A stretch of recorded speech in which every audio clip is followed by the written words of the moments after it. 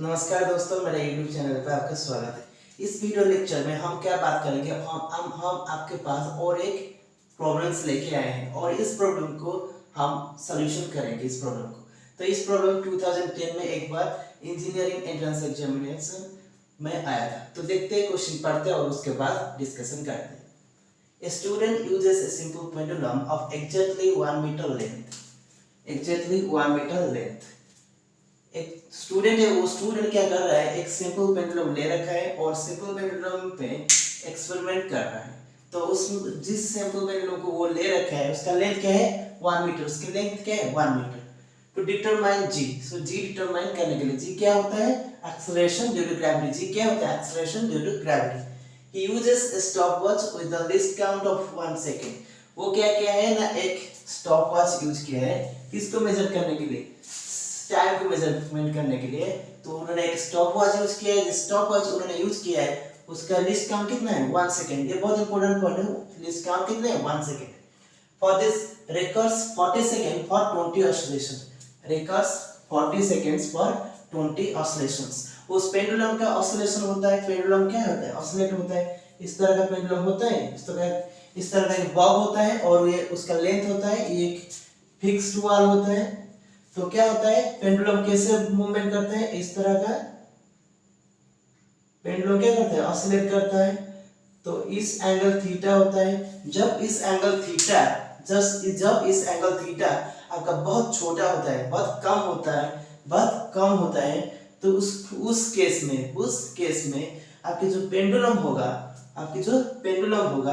जिस उसकी जो टाइम पीरियड होता है, क्या होता है time period, t equal to 2 pi length L divided by G, square root of length L divided by G, 2 pi into square root of length L divided by G। इस oscillation को कभी-कभी small oscillation भी कहा जाता है क्योंकि इस oscillation में आपका थीटा बहुत छोटा होता है। तो ठीक है, for this observation which of the following statement is और are true। okay, multiple choice MSQ multiple selected questions है। तो देखते हैं, ऑप्शन ए में पूछा है कि error del t in measuring t, हमको ये कैलकुलेट करना है। इसका मतलब हमको टी में जो एरर है वो कैलकुलेट करना है। The time period is what, हमको टी भी कैलकुलेट करना है, हमको टी कैलकुलेट करना है और डेल टी कैलकुलेट करना है। तो इसमें हमको क्या दे रखा है, percentage error in the determination of G. तो हमको जी में भी एरर कैलकुलेट करना है। तो हमारा जो दो टास्क है हमारे पास, एक हमको टी कैलकुलेट करना है और एक डेल टी कैलकुलेट करना है, और क्या कैलकुलेट करना है, परसेंटेज एरर इन जी। तो परसेंटेज एरर भी हमको कैलकुलेट करना है, परसेंटेज एरर भी हमको कैलकुलेट करना है। ये तीनों क्वांटिटीज हमको कैलकुलेट करना है, टी, डेल टी और del g by g into 100। तो ये तीनों क्वांटिटी हमको कैलकुलेट करना है। ये हमारा क्वेश्चन है। तो मैं ऑप्शन को डिलीट कर लेता हूँ, ये जितने सारे ऑप्शन है, जितने सारे ऑप्शन है मैं उस ऑप्शन को मैं डिलीट कर लेता हूँ। ओके,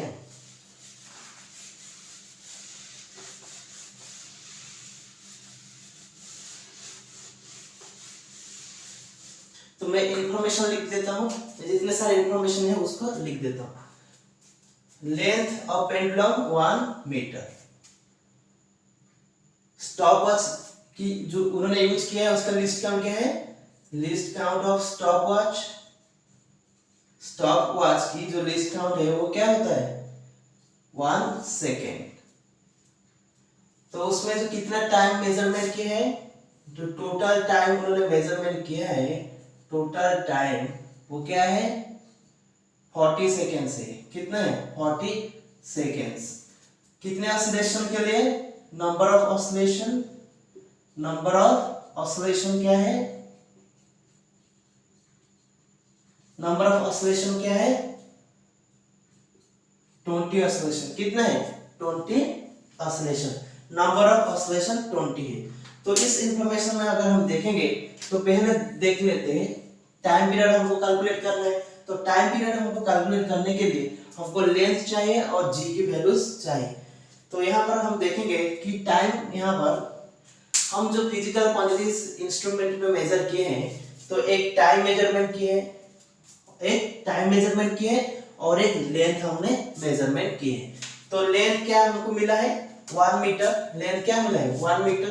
तो जो हमको टाइम क्या मिला है, हमको कैसे ढूंढेंगे टाइम क्या मिला है, ये जो होता है ये टाइम पीरियड होता है। टाइम पीरियड का मतलब जब आपकी ऑसिलेशन होगा, आपकी बॉब यहाँ से यहाँ तक जाएगा, उसके बाद रिटर्न करके इस ओरिजिन पे आएगा, ओरिजिन से यहाँ तक जाएगा और दोबारा रिटर्न करके सेंटर पे आएगा।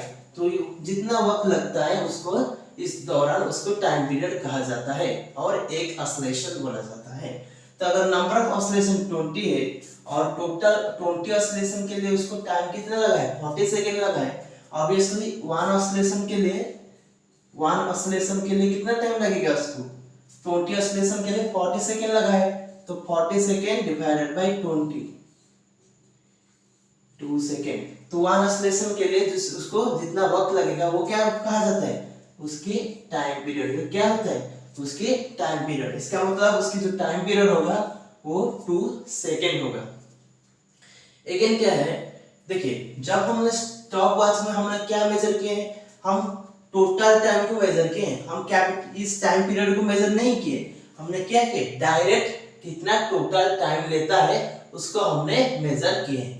तो अगर ऐसा है तो जो हमारा एरर आएगा, जो पॉसिबल एरर आ सकता है, आप कितने भी अच्छे से मेजर करिए, कुछ पॉसिबल एरर अगर आएगा, अगर आता है तो कितना आएगा मैक्सिमम, उस इंस्ट्रूमेंट का लीस्ट काउंट, उस स्टॉप वॉच का लीस्ट काउंट वो क्या होगा 1 सेकेंड। तो इसका मतलब जो टोटल टाइम है मेरा, इस टोटल टाइम पे मेरा जो लीस्ट काउंट होगा वो कितना होगा 1 सेकेंड।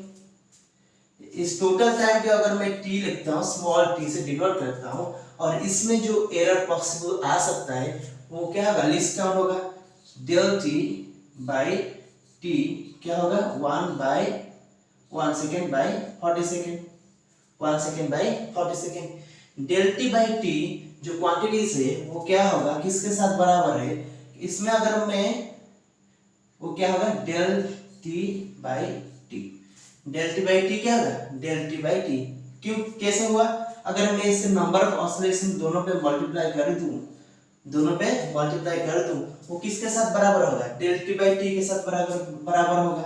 तो ऑब्वियसली क्या हो जाएगा del t बाय t। तो ऑब्वियसली मुझे del t बाय t पता हो गया, और t मेरा क्या है 2 सेकेंड से, t मेरा क्या है 2 सेकेंड से, तो मेरा t कैलकुलेट हो गया। जो क्वेश्चन में पूछा था हमको टाइम, वो क्या हो गया 2 सेकेंड, और del t कितना मिलेगा, क्योंकि del t बाय t कितना होगा 1 सेकेंड बाय 40 सेकेंड, और t हमारा कितना है 2 सेकेंड। तो ये वाला जो चीज हमको क्या मिलेगा, del t क्या मिलेगा, del t equal to capital T जो कि 2 सेकेंड्स इनटू 1 डिवाइडेड बाय 40 जो कि मुझे 1/20 सेकेंड जो कि 0.05 सेकेंड। तो ये जो टोटल जो del t होगा वो मेरा क्या होगा 0.05 सेकेंड। उसके बाद मुझे कैलकुलेट क्या करना है, del g by g into 100। मुझे क्या कैलकुलेट करना है, del g by g into 100। तो मैं उस चीजों को इरेज कर लेता हूं।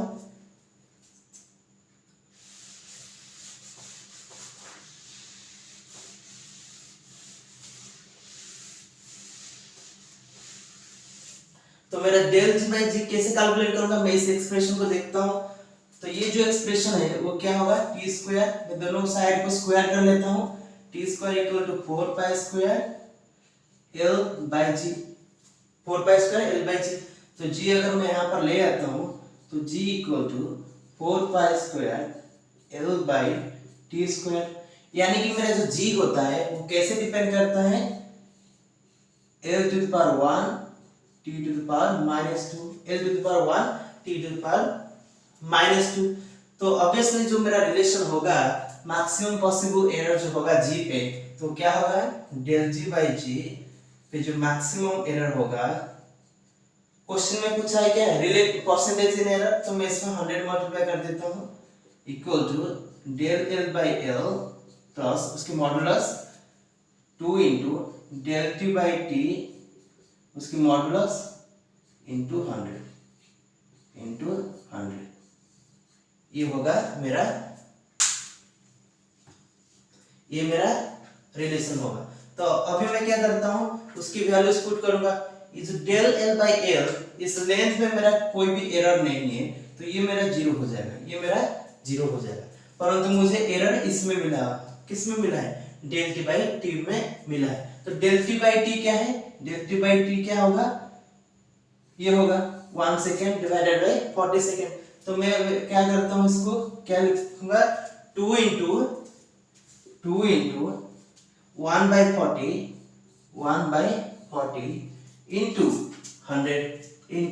100। तो अगर इसको कैलकुलेशन किया जाए तो 0 0 कैंसिल टू 5%। तो मेरा क्या आंसर आएगा, 5%। इसका मतलब जो डेल जी बाई जी की जो मैक्सिमम पॉसिबल एरर आ सकता है, तो क्या होगा, 5%। क्या होगा, 5%।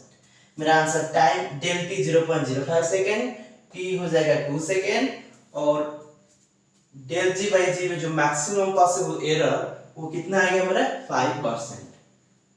तो इस इतने में इस क्वेश्चन का सॉल्यूशन हो गया और हमको आंसर मिल गया। Thank you for watching this video.